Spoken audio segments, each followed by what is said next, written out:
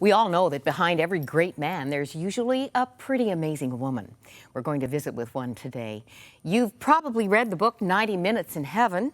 Well, after Don Piper's death and trip to heaven in 1989, he had a grueling recovery and return to life.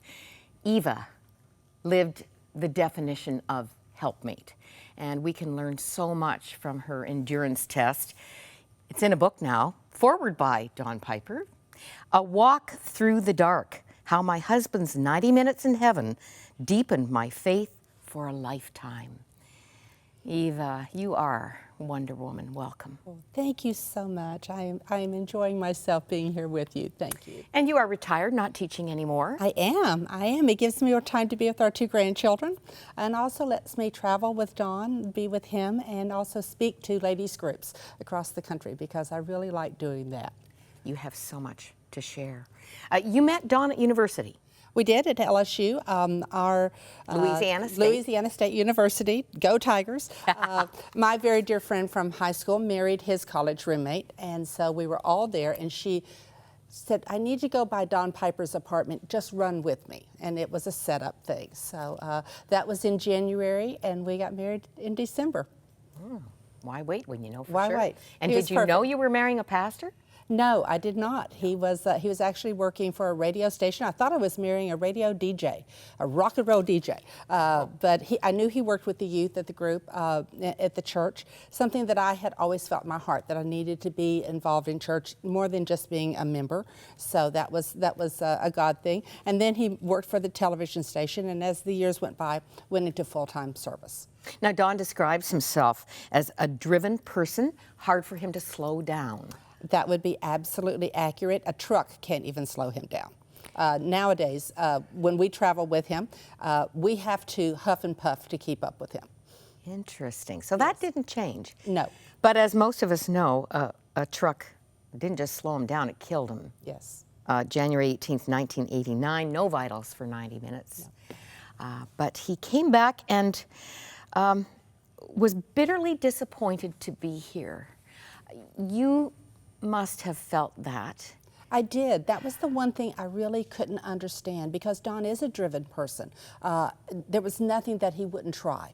It was whether it was bungee jumping or skiing when you can't swim, those type of things. He saw a goal, it was going to get done. And so here was a man lying here with these horrific physical injuries, but I knew the doctors could take care of that. We had amazing doctors.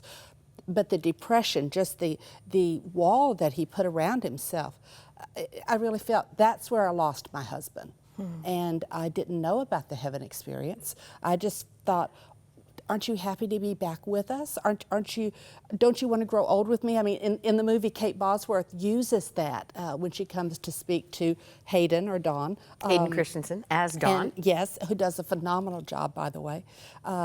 So that was what hurt me the most, was that he was locking me out, and I didn't understand why. And it's important to remember that he didn't talk about his heaven experience for almost 2 years. Right. So you didn't know what competition you had here. No. And if I had, I would have understood better. Yeah. It still might have hurt that he, would rather. I understand wanting to be with heaven, but as your husband, you want him to be with you, and to fight to live. Right, and to see our children grow up, and to our daughter and our two boys. I'm thinking, one day they're going to get married. One day we're going to be grandparents. Don't you want to be part of that with me? And so I talk to ladies now, and when they're caring for someone who is shutting them out, I said, very often there's something going on you don't know about. So just be patient. I remember one time I just really let Don have it. Why are you doing this? And God just spoke to me as I turned, because I saw tears coming down Don's eyes. He said, you know what? You need to look at him through my eyes. I love you even when you are as ugly as you can be, and you need to look at your husband that way. So I try to do that.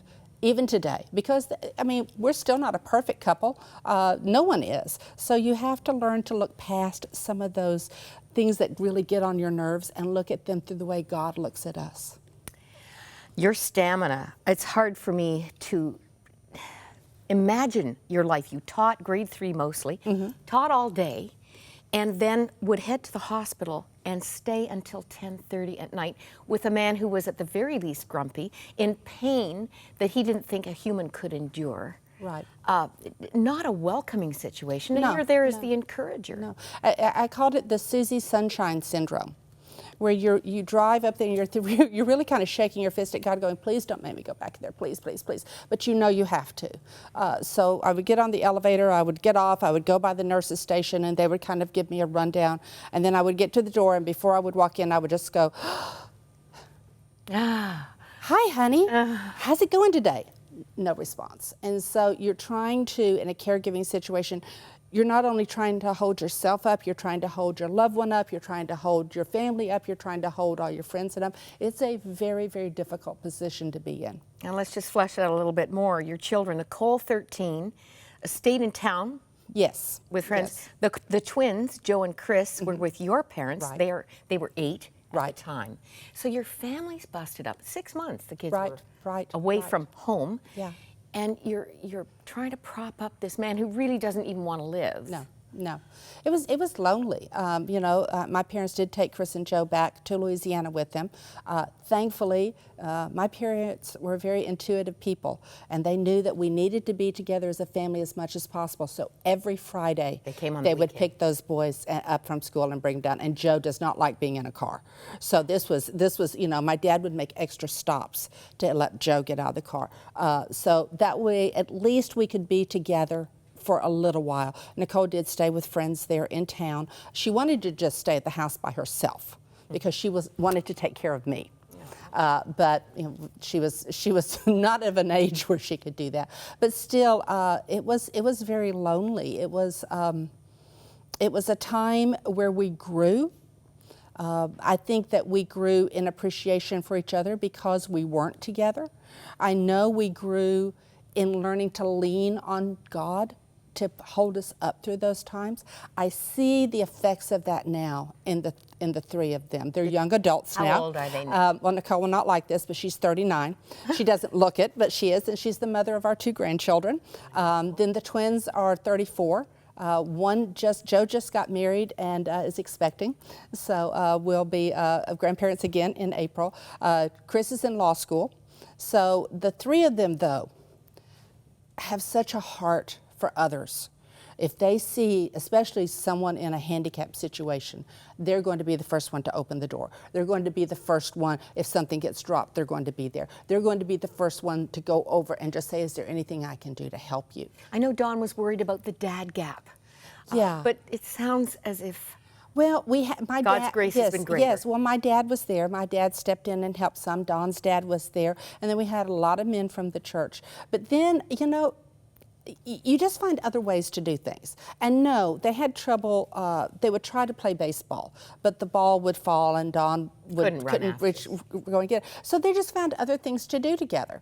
And they have a very close relationship with him. There are some things that they missed out on, and I wish that there was a way to go back and fix that. But I also know that you can't second guess yourself when you're in a caregiving situation. When things happen, you just have to make the best of the situation and move forward.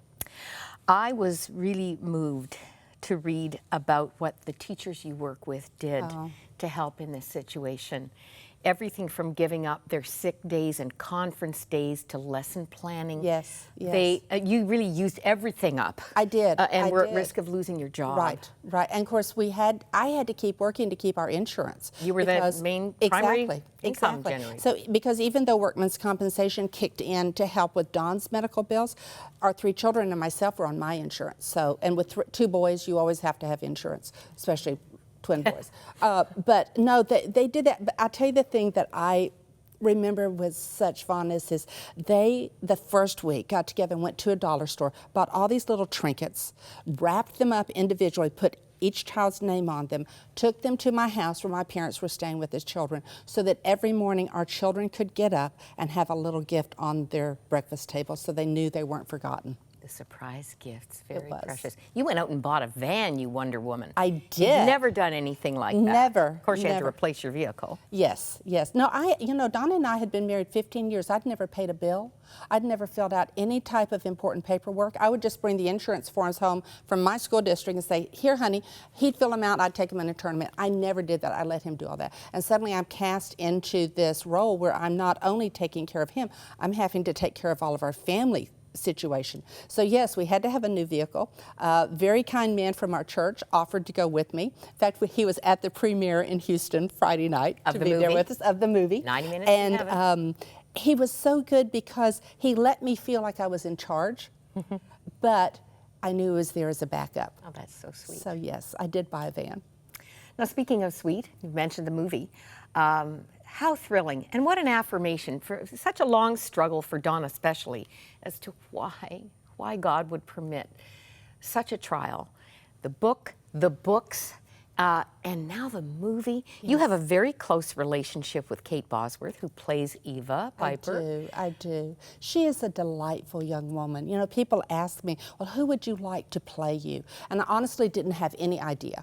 I'm kind of the old school movie people, but when Kate came on the scene and called me, in 5 minutes I felt like I'd known her forever. And we have continued that relationship. We were on set quite a bit, so we visited there, but we call each other, we text each other. They surprised us Friday night at the Houston premiere. No one was supposed to be there. And I looked up, we were having kind of the pre-dinner in the restaurant, and she and Michael came walking in. That's the kind of people they are. Do you think God prepared you in any way for what you would face for such a long journey? Oh, absolutely. First of all, I have a strong faith in Christ. You know, he was my anchor. He was my rock. Without that, I don't know how you get through times. And then we were very involved in our church. I tell people, you know, you can't stop the tragedies that are going to come. You know, the Bible tells us, in this world you will have trouble. But you can be better prepared for it so that when those hit, you have a better chance of survival. So many families going through tragedies just implode. They don't make it through. Our family made it through, and we're stronger because of it.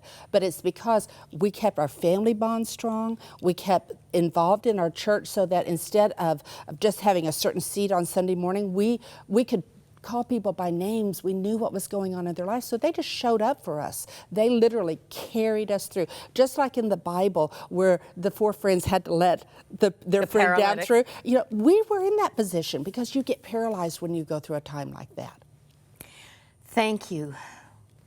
Thank you for being you. Thank you for having me. For trusting God through an ordeal that is hard to fathom. And now for sharing insights that are going to speak to you, whatever the trial. A walk through the dark, how my husband's 90 minutes in heaven deepened my faith for a lifetime. Eva Piper, so wonderful to meet you. Thank you. And if you haven't seen the movie. Oh, please go. Because, I want them to know too, all the profits from the movie go to charity. So not only will you walk out feeling hope and encouraged and inspired from the movie, you're going to be giving that hope to other people. There you have it. Thank you, Eva. Thank you.